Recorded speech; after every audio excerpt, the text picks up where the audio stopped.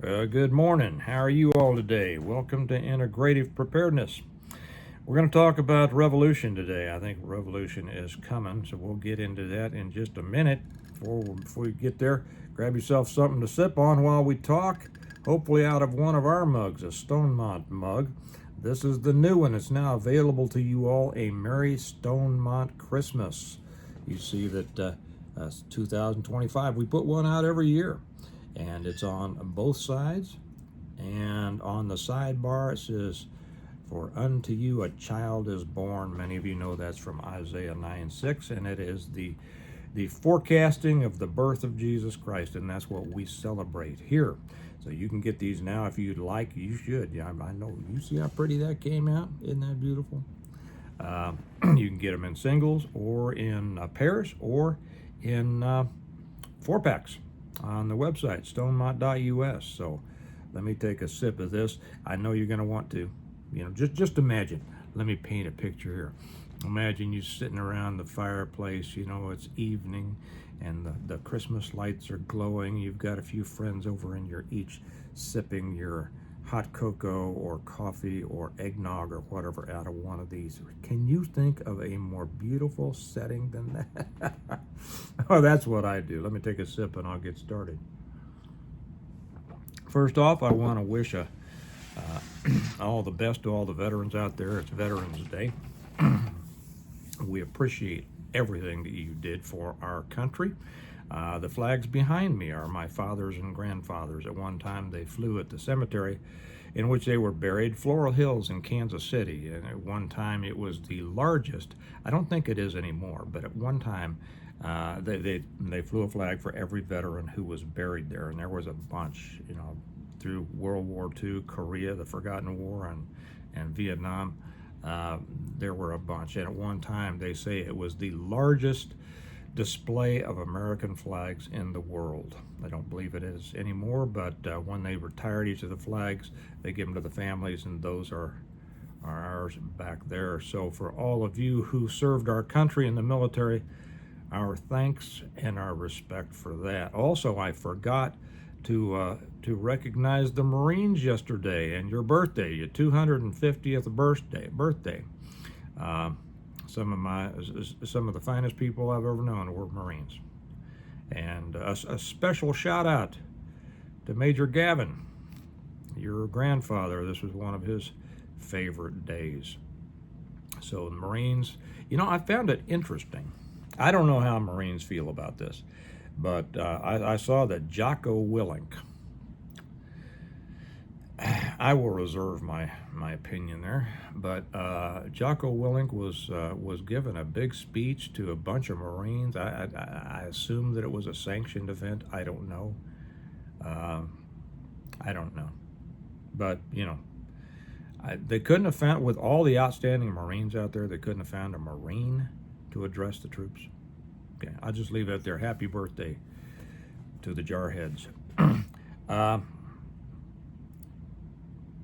Revolution. We have a lot of people talking about some things that are on the surface. And a lot of people, and especially in the preparedness community, will refer to the sports and entertainment and things like this as the bread and circuses. Well, I have a different opinion on that. They are entertainment. They're not, anything to be too concerned about. Nothing wrong with being entertained sometimes. I want to make that clear. Nothing wrong with it. But I'll tell you what the real bread and circuses are. Is the things that you hear about politics on the surface. And all of the people, all the news, all the channels who are always, clutching their pearls and stamping their feet over the latest horrible thing that they think that has happened politically. And as I say, it's splashing, on the surface in the shallow end. And it makes a lot of noise, and it makes people look like they're doing something, and they're doing nothing. You need to get into the deep end and go beneath the surface and see what's going on to see what you really need to be concerned about. And I'll get into that in just a second. Two of the things I want to mention that are among this bread and circuses, the circuses part, well, the bread part, the SNAP, right? The fighting over the food stamps and things like that. Uh, but two things that people are all upset about now, at least, channels are making out of this, are this apparent $2,000 stimulus check that's being sent to out to people, or is being said that checks are going out to every citizen, and what the people are as a result, it's being billed, it's being packaged as the result of the tariffs, money that we're making in tariffs. Don't get into that. Neither believe nor disbelieve anything that you hear. Ignore it, because you don't know the truth. I don't know the truth. At least I know that I don't know the truth, right? All of these, every bit of information being put out there is meant to persuade you or dissuade you or something. It's to control the way and direct the way you think. So those people who are saying, well, this $2,000 being put out there, it's going to contribute to inflation, that's true. And why are we doing that when we're $38 trillion in debt with, 200, 300, whatever it is, trillion in unfunded liabilities? Why are we doing that? Why don't we use this money to pay down the debt? Let me say again, I've said this before, but I don't think a lot of people really grasp it. The debt, the national debt, is never meant to be repaid. Okay, that's the truth of it. You can, look it up yourself. Do your own research. It was never meant to be repaid. It's all smoke and mirrors. It's all funny money. And it's just a way of acting as if financial things are being done. Okay? Who was it? I saw Elon Musk making a joke on, was it Rogan or something? He says there's two economists walking through the woods, and they come upon on the trail, and there's a pile of dog crap there, and one economist says to the other, "I'll give you $100 if you eat that."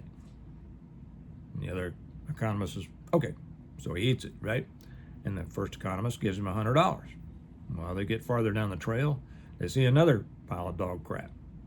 This time, the second economist tells the first, "I'll give you $100 if you eat that." The other economist says, "Okay," so he eats it, and the second economist gives the first economist $100, and they congratulate themselves by spurring the economy. They said, "Look, all this economy going on, the money going back and forth, right?" And, of course, the truth is they both have their original $100, and they've both eaten a load of dog crap. Okay? So if you get your $2,000, spend it wisely. Spend it on something that's going to better your situation. Okay? The second thing that is going on, hang on half a second. Okay, the second thing that is, excuse me for having to answer somebody, is being made a big deal of, is this proposed 50-year mortgage. Okay. And, it just means you're enslaved for the rest of your life. The banks are making more money, and they're enslaving you for the rest of your life. You have to work all your life, and finally you die, and you don't have anything, right? Okay, shall we introduce a bit of reality? I know that's dangerous. I know that's dangerous in this world, especially in the prepper community, right? How about some reality? The 30-year mortgage was introduced in the 1930s by FDR as a way to make housing more affordable. Does that sound familiar? Okay, way back before then, people had to save up and save up and save up to buy a house. So they might be able to put the half down on a house and then make some payments on it.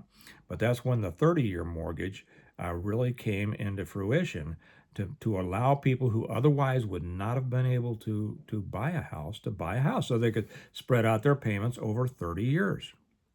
Okay. The life expectancy then was 63, I think, 0.9 years. Okay. So a person who bought a house at 30 years old would have paid off his house by the 3 years before he died. Okay? Spring forward. Now they're saying a 50-year mortgage. Okay? Well, the same person who buys a house at 30 is going to pay it off when he's 80, right? 30 plus 50, 80, right? Well, the life expectancy now is 79. And actually more when you get up into the people who take care of themselves. Now, it's actually higher than that for most people because what they figure into that are a lot of, comorbidities, all the people who are drinking all the time, smoking all the time, uh, who live in depressed economic circumstances, who don't have health care, all these kinds of things. For those people who do have, live a better life, their life expectancy is in the 80s and the 90s. Okay, sometimes above 100. So you see, it's really not different. It's really not different. Now I'll throw in something here, and I'll get arguments about this for people who don't know what they're talking about, so I caution you against that. There are reasons to extend your payments on something for as long as you can. Guess who does this? Rich people do it. Why do they do it? Because they're stupid? No, because they're smart. In the case of a mortgage, almost everything you pay out in the first however many years is tax deductible. It's a deduction. All your mortgage interest is a deduction. You're essentially living in that house for free for a number of years. That's why people actually many times keep refinancing their house. It's a way to take money out of the house. I know a lot of people don't understand this. I know that the economists who live in the woods don't understand this, who are trying to tell you how horrible things are, right? Yeah, it's a way to take money out of a house. You get, your house is appreciated $200,000. You take the $200,000 out in the form of a loan. You have $200,000 in your pocket. That's $200,000 that you don't pay taxes on. And people will say, well, yeah, but you continue to owe that money. There are a number of reasons for that. I shouldn't have gotten into that because the dummies will just argue with it. Okay, look into it. Educate yourself financially. Okay? If you don't, okay, I'm going to stop. I'm just going to say there are reasons to do that. It would take me a half an hour to explain everything, but there are reasons to do that. So don't get excited about these things. Don't get excited about $2,000 check, not getting that instead of paying off our deficit, which is never going to be repaid, is not designed to be repaid. Nobody expects it to be repaid. It is a little tetherball that politicians keep knocking back and forth, every time they run for office. Doesn't mean a thing. Don't worry about this. This 50-year mortgage is yes, it makes more money for the banks. It also allows people who couldn't afford a house to buy a house. Whatever, So just don't let that be upset. Another thing that they put through in this apparently big beautiful bill, as they call it, is allowing to deduct the interest on buying a new car. Well, the reason for that, that hasn't been allowed for a long time. I guess way back in the day, you could deduct interest on your credit cards and your car loans and everything like this. Can't do that anymore. I think Reagan put a stop to that. But now you can deduct interest paid on, and it has to be a new car. Okay, and I think there's a limit on how much, and like there always is. And it has to be made in America, right? This is a way to spur purchases of new vehicles made in America. None of these are standalone situations. All of these are little bits and pieces, parts of an overall plan. You might not like the plan, but at least understand the plan before you decide whether to like it or dislike it. Okay? All right, so don't get all shook up, and don't let these people who are always wanting to, start the next bonfire over these things get you derailed. Let me take a sip, and then I want to talk about revolution. I am convinced that a revolution is on the way. Now, if you're new to me, I am not the guy that gets all excited. Okay, I don't get worried. I don't get upset. I don't go yelling and screaming. I simply see the evidence that leads me in the direction that I think it's leading me. Then I make a decision. Those of you who have been those who have been on the channel for a long time know that. Steve is not the exuberant guy. I don't get dramatic. I don't. I simply say it. And I've come to the conclusion that revolution is coming. Why do I say that? I put up on the Patreon channel this morning a couple of things. If you're not with us on the Patreon channel, we'd love to have you. I invite you. The link's down below. You can come join us. There's a lot more. I put a lot more stuff over there from other people, and every day I start the day with either some kind of quote or an inspirational quotation or a Bible verse or whatever. Sometimes a song to get the day started out right. This morning I put up two. The first was by John Adams when he said that our Constitution is designed only for a moral and a religious people. It is wholly inadequate for the governance of any other. Okay, you're familiar with that quote. Keep that in mind. Okay. The second I put up was from John F. Kennedy when he said, "Those who make peaceful revolution impossible make violent revolution inevitable." Okay, now let's think about that. As to the first, our Constitution was designed only for a moral and a religious people. Is that what we are? Is that what our country has become? Are we only a moral and religious people? Well, some are. You can have your own idea of how many are anymore. Is it 30%? Is it more? Is it less? What percentage of the people in our country do you think are moral and religious? Because those are the only ones that our Constitution can rightfully serve. And if the majority don't fall within that category, which they don't, our Constitution has become useless, worthless. We see our Constitution being violated right and left, right? Our Constitution has been ripped to shreds and used as toilet paper by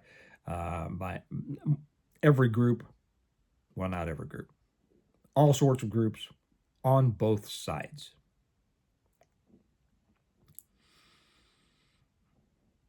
And we see now, well, I'll get back to that.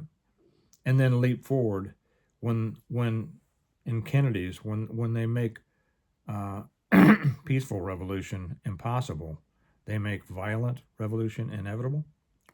Okay, have they made peaceful revolution impossible? Well, how about control of free speech? How about that? How about the throttling of the American people through politics and deplatforming and all things like this? We've seen that, and the right has always been fragmented. I've talked about this before. This is why the left wins elections. The right has always been fragmented. We see a civil war going on right now on the right. And if you watch a lot of these people with podcasts and things, and I'll tell you some of the best that you can watch right now are watch Candace Owen. A lot of people think she's nuts. I used to. She's not. And the things that they are bringing out about Charlie Kirk, the things that are being exposed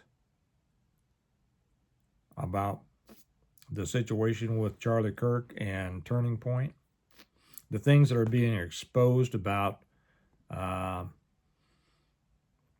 the impact the control other foreign governments have over ours, that's important. It's important to know about. It's important to understand. And Charlie Kirk was changing his mind on some very, very important things.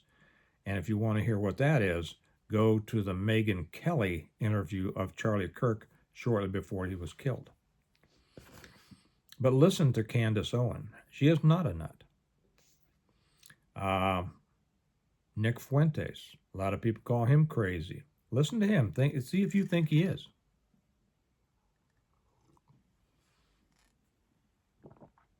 One of the best guys covering these things is a military guy. Name's Nate. His channel is Valhalla. Is it VFT, I think? Valhalla. Just look it up. Valhalla.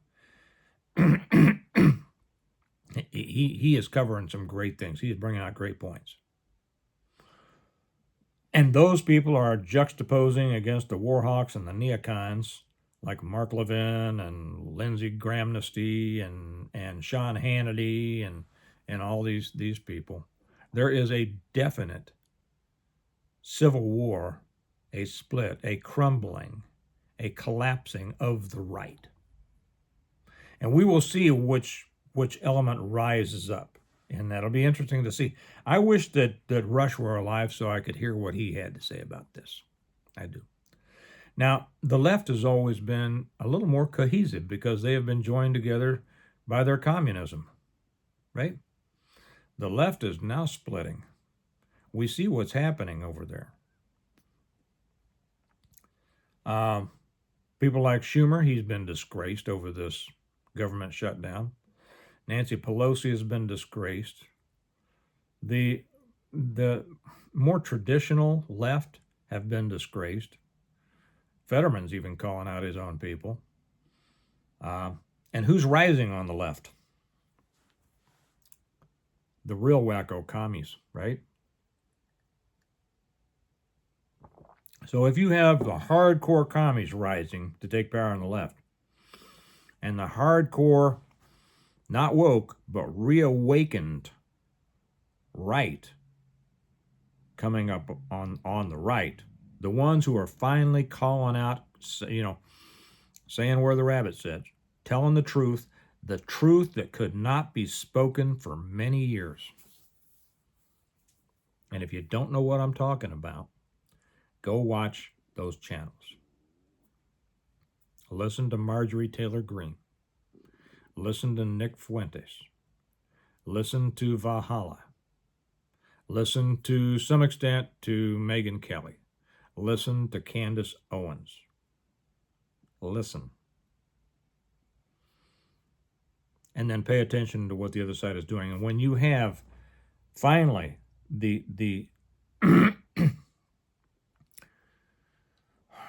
how should I say this? The most aggressive rising on each side, and you have a large segment in between them who can't make a decision, don't know what's right and what's wrong, what's a boy and what's a girl, or even if they think they can, they're afraid to express it. That is the recipe for a revolution. Now we're seeing soft civil wars on both sides. Many times revolutions are preceded by civil wars. Other times revolutions precedes civil wars. Civil war, as I've told you before, I write about it in my books, is when you have one or more groups fighting for control of the same government. That's a civil war. We've never had one in the United States. I know. I say that to get the person out there. Yes, we have. I learned about it in school. Well, I explain all this in my books. That wasn't a civil war. It was a number of states, the southern states, who were sick of the way the federal government was doing things, and they said, we're out of here. We joined willingly. We can leave willingly. They left. They left the Union. They created their own country, the Confederate States of America. Lincoln got all butthurt, got a whole bunch of state guard, 70,000 people from the different states up there. And, some of the states refused to send him people. But he got his people, invaded the South, destroyed the South. An invasion of another country, of another sovereign country, sending Americans to kill and ravage other Americans on American soil. That's what that war was. We've never had a civil war. Then a revolution is, of course, an overthrow of a government in an attempt to replace it with a different kind of government. They're not fighting over the same government or for control over the same government. And so I think that what we have here are civil wars on each side, bookends that, and it's going to result in a revolution because both sides want a different kind of government. The left wants a communist government. The right says, well, we've tried this. We have tried this representative republic for 250 years, and it has resulted in what we have now. We have to do something different. Our founders were brilliant in that they came up with the concept of what America was based on. I don't know if we have any, well, I'm sure we have people that smart. I don't know if we have them in government. Very possibly we don't. Very possibly we have them outside of the government. I mean, our own founders weren't a part of the government, right? There needs to be a new type of government. Now, let me be explicit in this. Am I calling for a revolution? I am not. I am not. It will be horrendous. I'm simply saying that I think it has now become unavoidable. And I suggest you prepare. Simple as that. Prepare. Well, Steve, how in the world do I prepare for a revolution? Well, I'll tell you what, I have some ideas. First off, strengthen yourself as much as you can, and that means, and so many people are going to hate hearing this. Well, not people who have been with me for a while, but too many other so-called preppers hate to hear this, and strengthen yourself financially.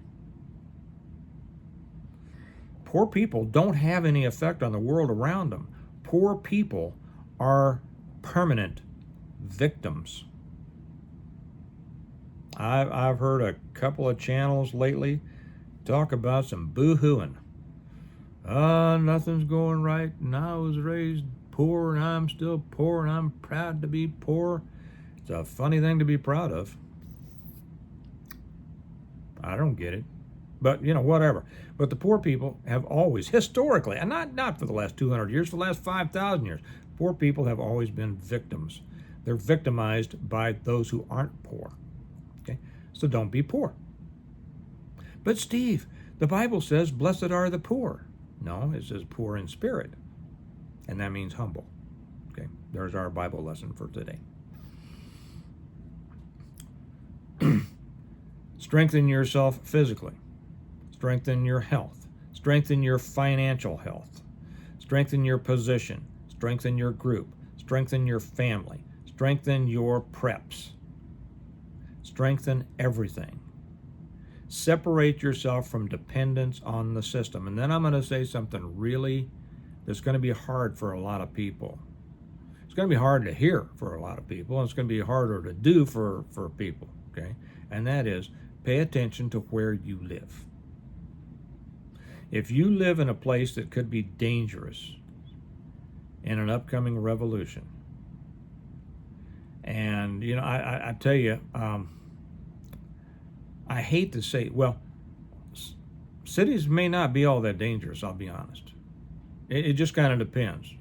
If you're a commie and you're living in a city, you're probably fine, right? Because you're surrounded by people like you. If you're a conservative person, you're living in a small town or rurally, you're probably fine to an extent because you're surrounded by people much like you.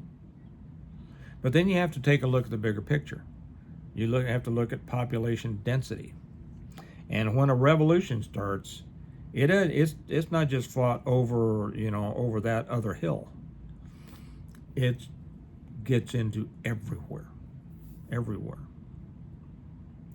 And for the most part, I like where I live.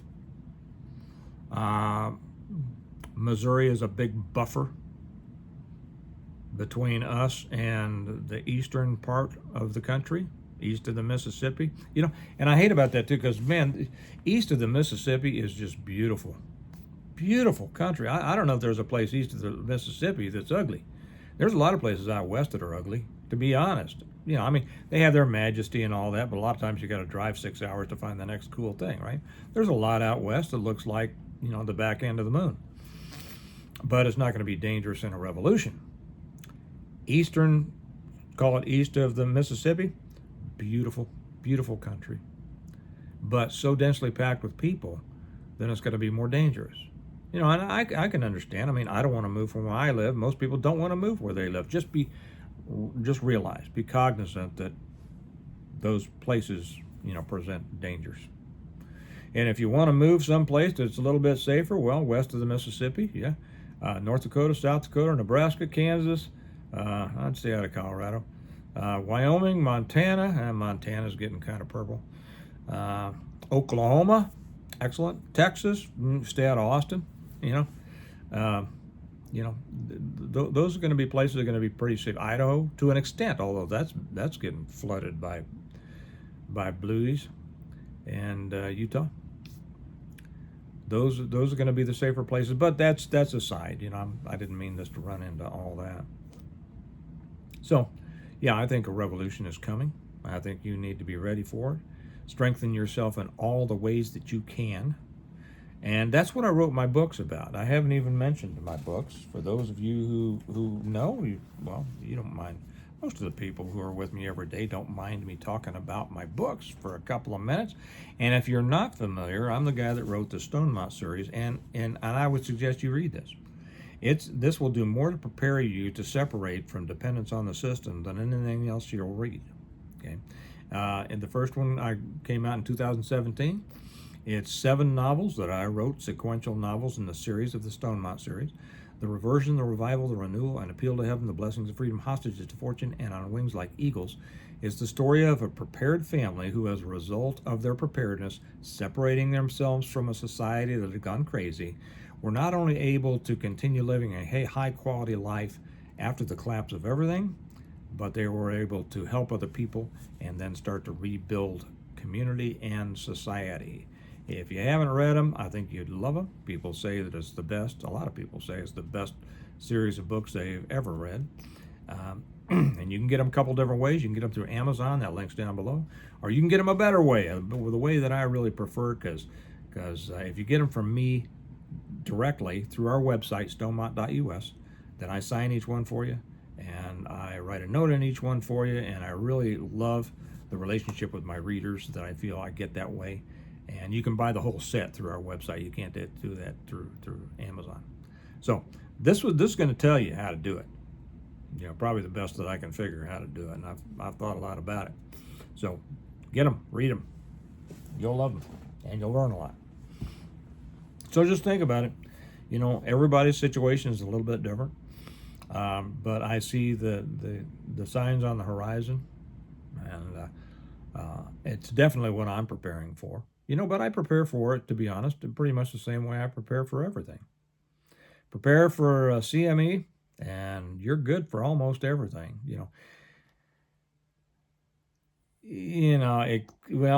I'd say pretty much everything. Okay, all right. Hey, you all have a good day. Remember, these are available to you now on the website, stonemont.us, and isn't that beautiful? Okay.